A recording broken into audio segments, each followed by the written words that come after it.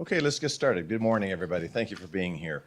We are joined by Attorney General Nick Brown and other elected leaders and public safety leaders to talk about sort of what we're seeing, what we've recently seen in Portland, what we've seen in Los Angeles, what's going on in D.C., and how it affects our state and our city. To sort of level set this conversation, at least I personally believe and professionally believe that Trump's actions are distinctly un-American. That to have to consistently sue the federal government for the actions that a president is taking, I will say is absurd. Here in Seattle and here in this state, over the weekend I had many conversations with other leaders, but here in this city, we are united. We are united with our Attorney General, Nick Brown, who you will hear from right after me. I've communicated with the governor this morning, and we spoke over the weekend. I've had several conversations with the mayor of Portland, Mayor Keith Wilson, and we are fortunate here to be so united to make sure that this kind of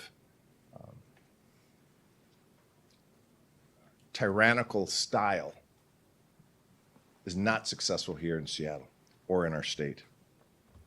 I want to thank our governor and our federal delegation, our other elected leaders, and particularly our Attorney General Nick Brown for being so persistent and capable in protecting our rights here. We, to not mince words, we do not need the federal government bringing in armored vehicles, semi-automatic weapons, military personnel to make, quote unquote, us safer. There is not an insurrection here. His strategy, and I'm referring to President Trump, his strategy only serves to escalate tensions and continue to breed mistrust. Our message today is very clear.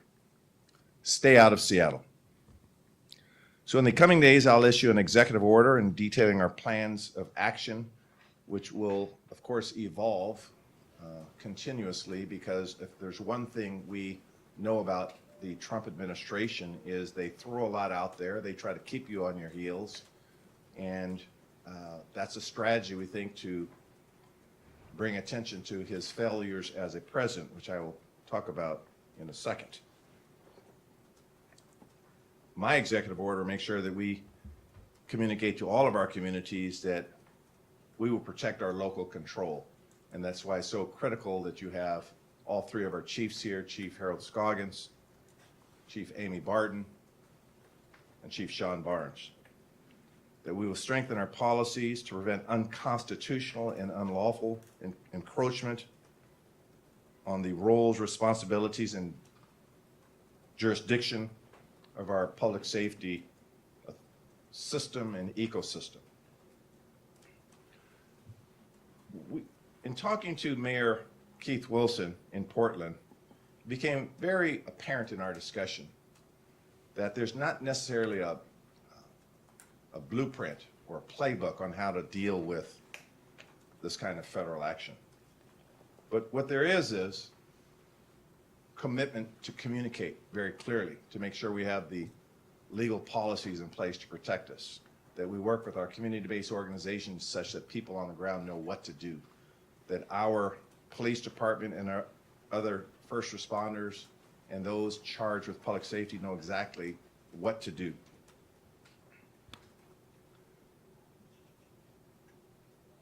We believe, once again, that these tactics seen by President Trump should be obvious to everyone. They are not presidential. The president should be trying to establish world peace. Should be looking at what's happening in the Israel-Palestinian conflict and bring peace about this world, looking at what's happening in Ukraine and bring peace about this world.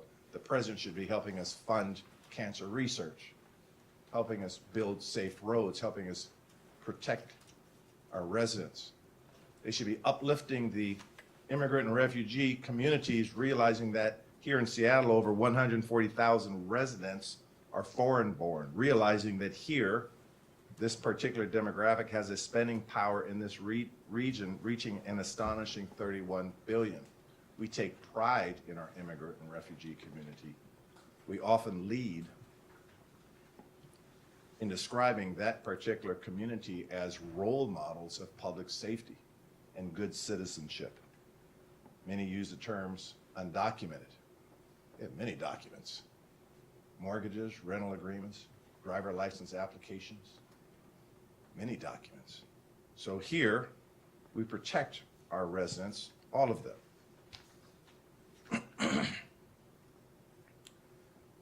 This president has no respect for the law. That's why the courts have ruled against his deployment of the National Guard in Los Angeles. What we see in Portland and again in Seattle, as you will hear from our Attorney General, is not only unprecedented in the manner by which he is trying to do this, but unlawful. The fact of the matter is, here in Seattle, crime is down, safety is up. Violent crime is down, property crime is down, homicides are down 44% with 130 officers so far this year. Police hiring is 3 times higher today than a year ago. We are the largest city in the country with an alternative response. Third, Public Safety Department CARE. Thank you again, Chief Barton, for being here. There are no insurrections here. So I repeat, our message to this president is very simple: stay out of Seattle. Now, what I do love about this city is the same thing I love about Portland. You can broaden that to talk about the Pacific Northwest. And you could even talk about what I love about this country. And that is our resilience and our consistent ability to collectively share our spirit to fight for a better city and a better community. I continue to be patriotic. I believe in a better country. I just wish that our president understood this and believed in it as well. I will ask that our Attorney General Nick Brown speak about his efforts to prepare the state of Washington for what comes next under the Trump administration. I would let you know that Attorney General Brown spent a lot of time together this weekend, and I want to thank him for being here, coming to City Hall to assure all of our residents and all those across the straight state that we are communicating with one another. And again, I talked to the governor this morning that we are communicated, and here we are joined together in a united fight against Trump. Attorney General Nick Brown, please.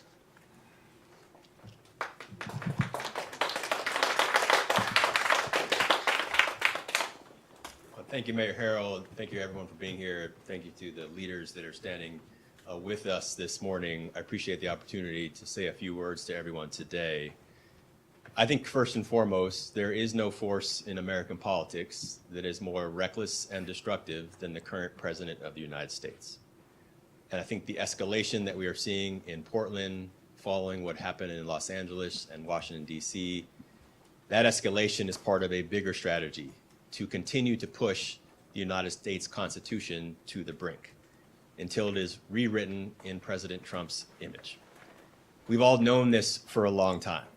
And we have seen the signs from day one of this administration that he continues to advance the cause of authoritarianism, that he continues to expand his own executive power, and that he continues to target those that he does not like and those that he views as his political opponents. And our attorneys in the AG's office have spent an incredible amount of time, not only this year, but in the preceding year, to plan and to try to do everything we can to protect the people in Washington state and to make sure that we are enforcing the rule of law and the Constitution of the United States. We are working very closely and stand with our fellow cities in Portland, in Los Angeles, the District of Columbia, Memphis. Their experiences of dealing with this authoritarianism is informed our work. And we want to make sure that we will be ready to respond if Washington state is ever put into the same position.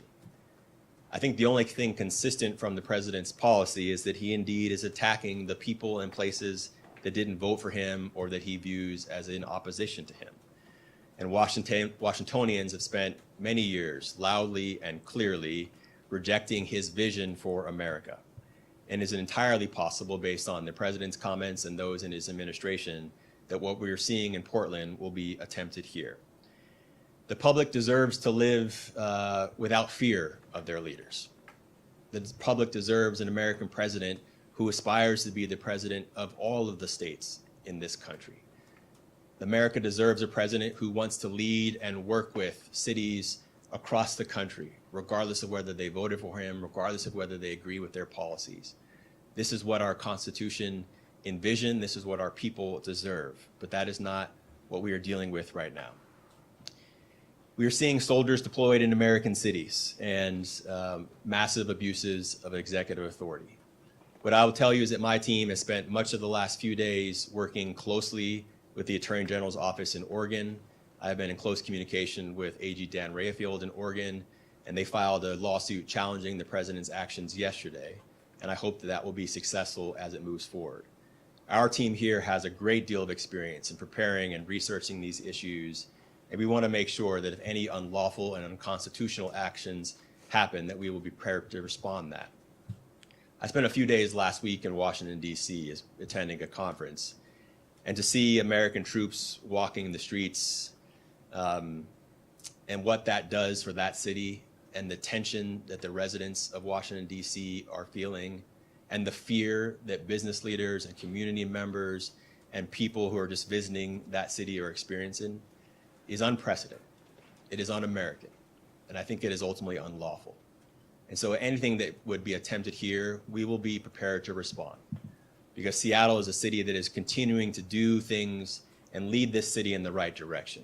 And all the numbers that the mayor talked about are good and positive trends that we need to continue to try to work towards and make sure that public safety and community safety is one of the most important goals of everyone in this state. We don't need the National Guard here. We don't need the United States military here. We don't need President Trump continuing his reckless and destructive behavior in the great state of Washington. Thank you very much, Mayor. Thank you. Thank you, Attorney General Brown. And just to reiterate, and we'll be more than happy to take some questions, that the executive order that I referenced in my earlier remarks, just to make it clear, it will establish how we will specifically communicate and protect our communities and preserve our local control. Again, there's several laws, Supreme Court decisions that we believe are consistent with protecting those rights. We'll strengthen our policies to prevent unconstitutional and unlawful encroachment on the roles, responsibilities, and jurisdiction of our police department. It will establish coordination citywide if, in fact, federal troops are deployed, and will create a task force to plan and coordinate so there is a clear process and communication systems in place. And it will ensure that our lines of communication, coordination with, again, the governor, the attorney general's office, and the community members, and all of you are optimal. And with that, I'd be more than happy to take a few questions. Has Seattle heard from the federal government on this directly? I received, I think I've described it a few weeks ago, a letter from the attorney general, the U.S. attorney, Pam Bondi, and I responded in alignment with what I've said today. That was, again, a direct communication. As I said earlier, literally, and maybe the attorney general could address this, we get the news like you do. Tweets, news media, news articles. There is not any direct communication to speak of that you would think, which is totally distinct from the previous administration, where we are just phone calls away. Yes. You're talking about the letter demanding that the city end its sanctuary policies. Is that the letter you're referencing? Yes. Okay. Yes. Have you received any other communications, or what makes you think that they might send troops here? I guess is that the substance of why you think the troops might be sent here by? Yeah. Let me address that question in a few ways. I have not received direct communications on this issue that they're coming here, but I have read many statements in the newspaper about his son calling Seattle and Portland in the same breath a crap hole.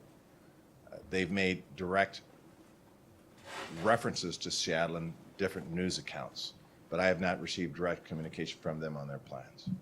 What are the generals of the National Guard here in Washington telling you?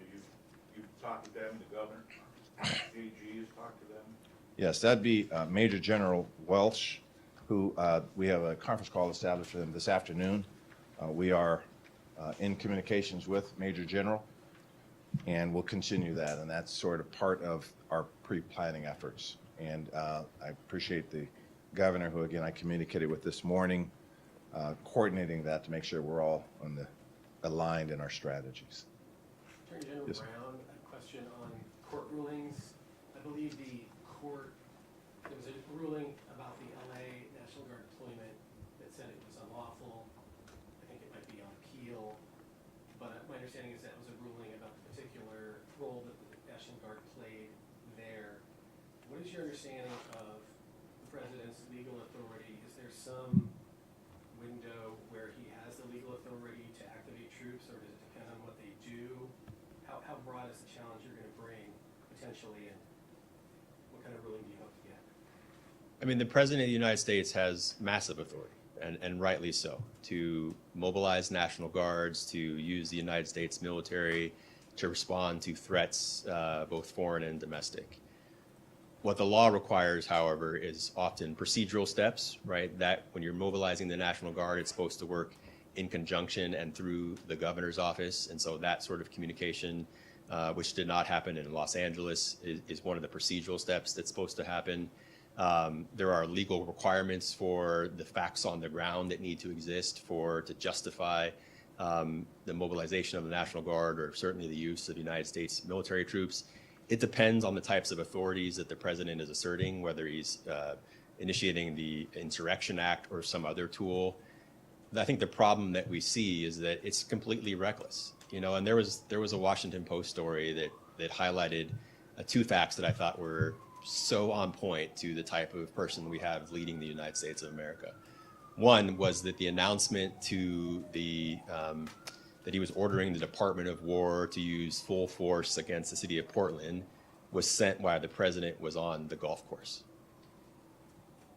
And just the idea that the president of the United States is taking such drastic action against an American city while he's on the back nine should alarm all Americans, because it displays a complete lack of seriousness from this president. The other part of that reporting that I thought was also very important is that it caught the Pentagon totally unaware. There was no internal coordination with the Pentagon. There was no work with them about the president's plans. It seems once again that he was watching a story or reading other things on Twitter, and that got him riled up, and then he made an announcement while on the golf course. And so when we talk about communication to state and local leaders, that's certainly not happening. But he's also not coordinating with his own people.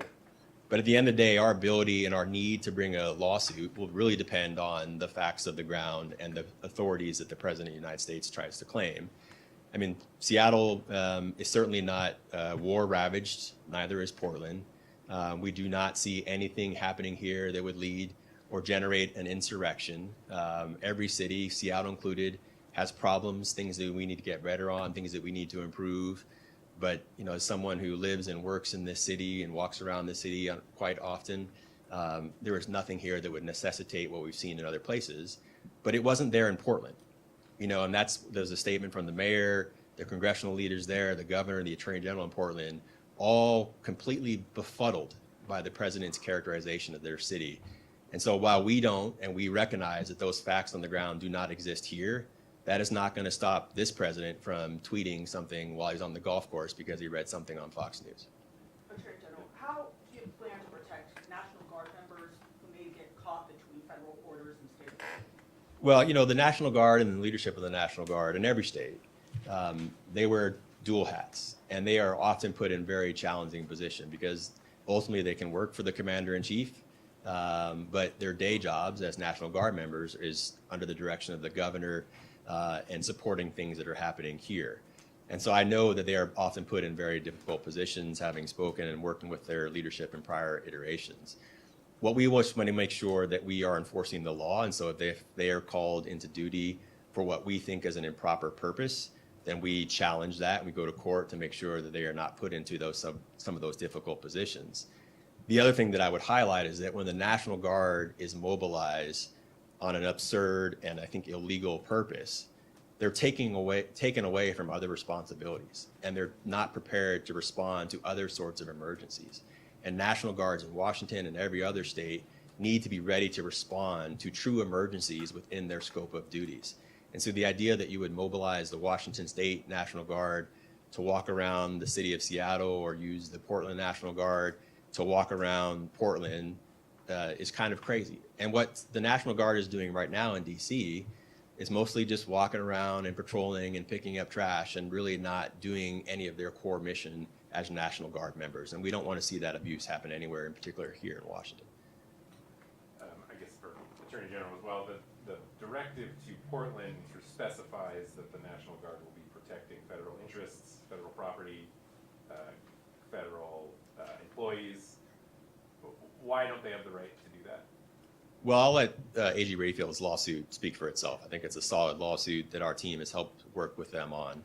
But what we see and what was reflected, and maybe Mayor Harrell can talk about it as well, but what the city of Portland is saying is that they've got it, that their law enforcement can in fact provide those protections, and that the minor incidents that have arisen at that specific and individual ICE facility was well under control.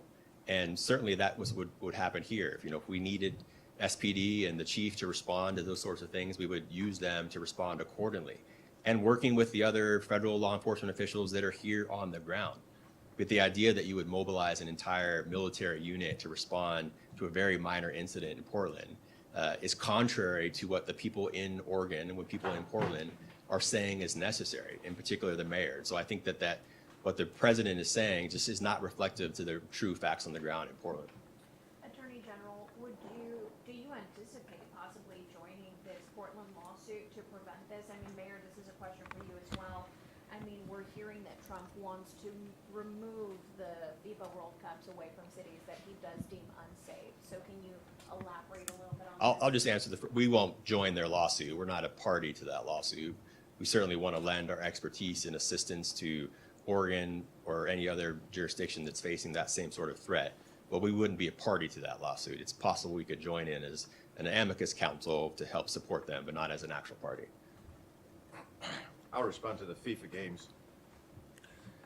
I'm going to assume, like many things the president says, they're simply words. I don't think he has any appreciation at all for the amount of planning that's gone into with this.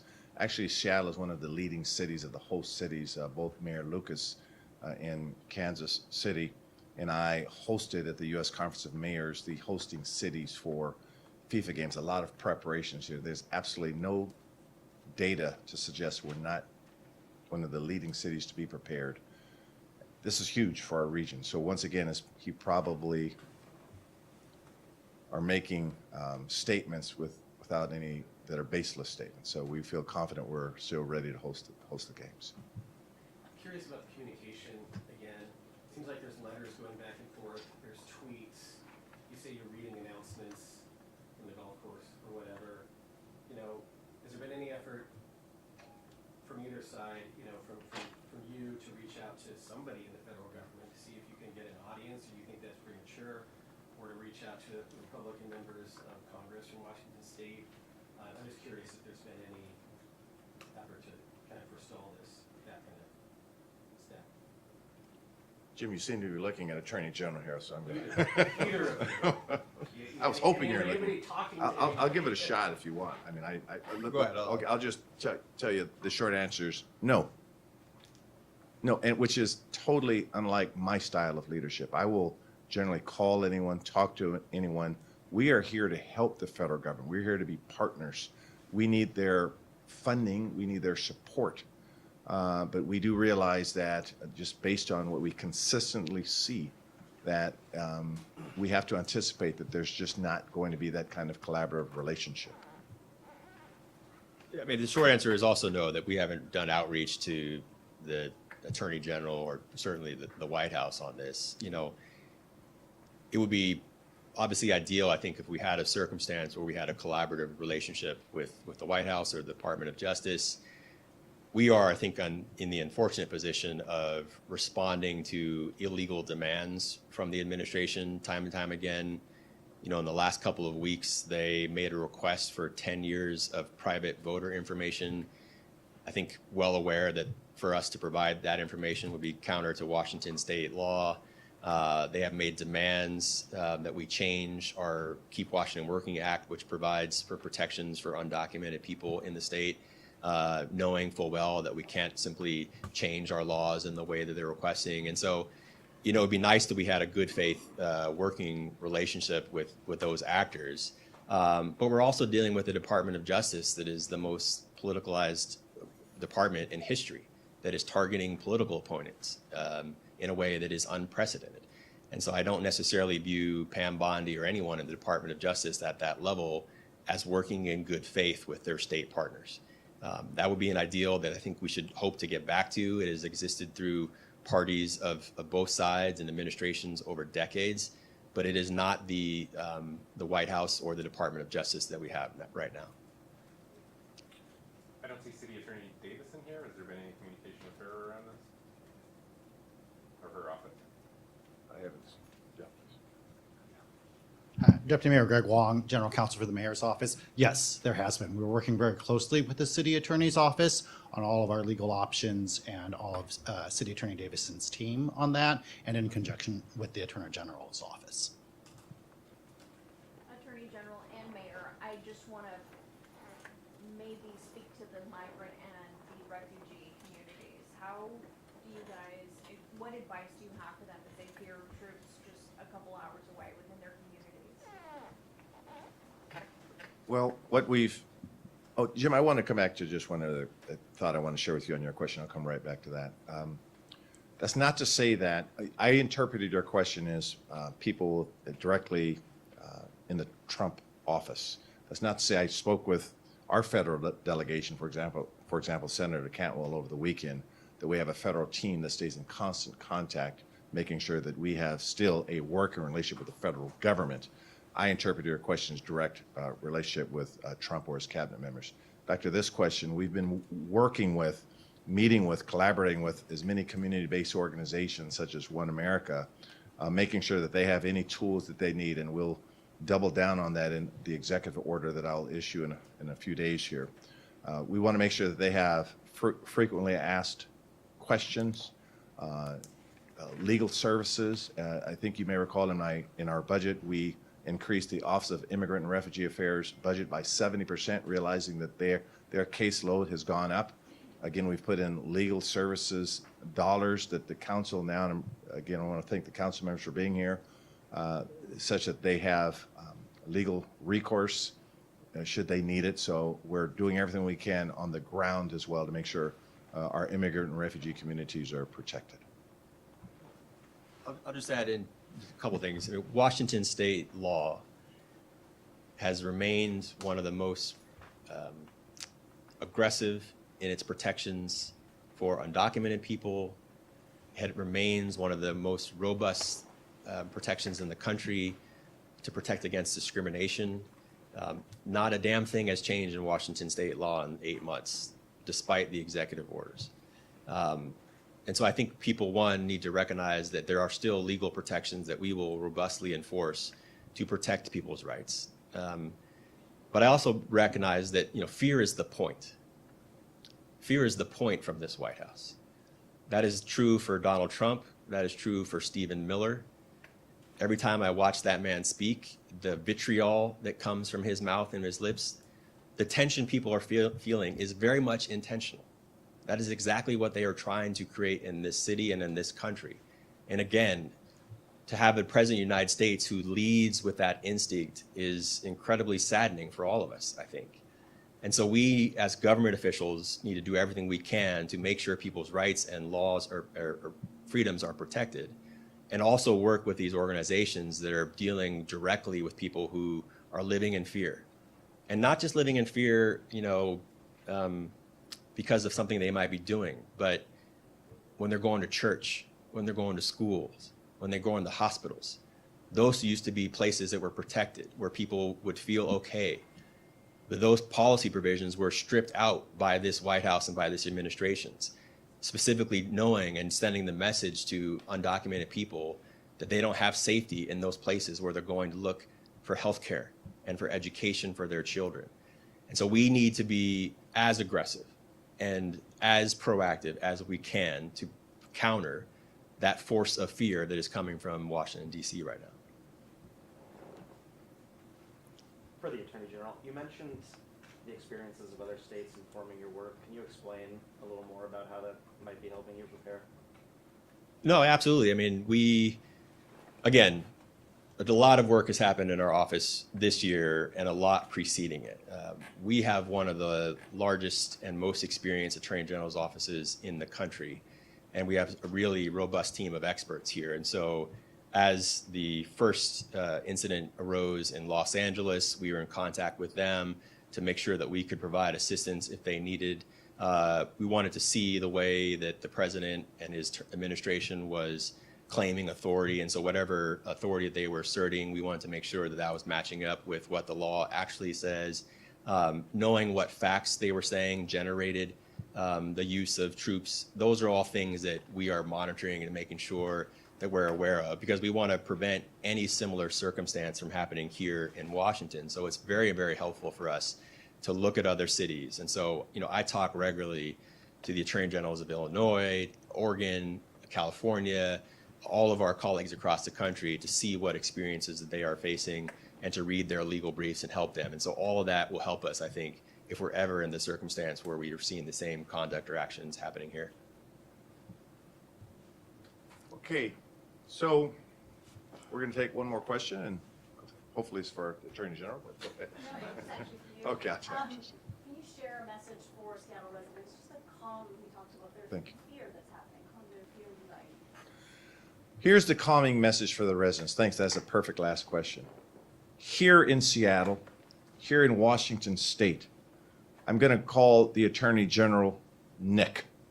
I'm going to call our Governor Bob. I'm going to call you, Bob, you, Sarah, you, Amy. We are united here. We are friends. We share the same values here. You cannot tear this family apart.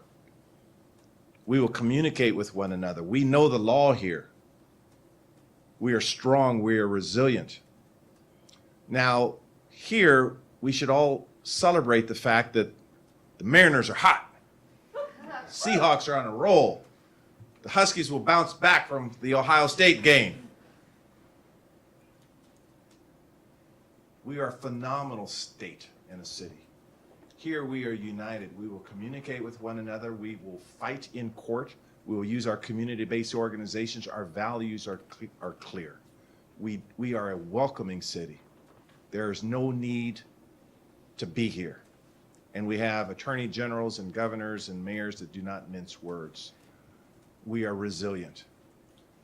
I want to share a personal privilege here that over the weekend, I actually introduced one of the most powerfulest fireside chats I've ever seen. And that was between Attorney General Nick Brown and civil rights leader Benjamin Crump.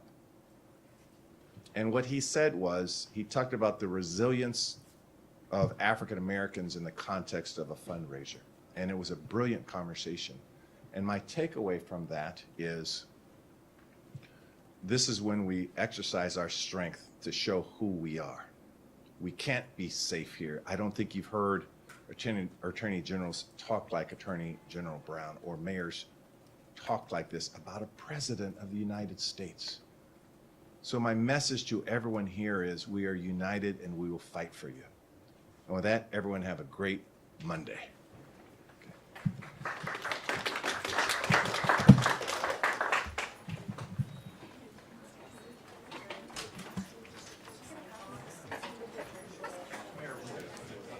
Oh, sorry, dude.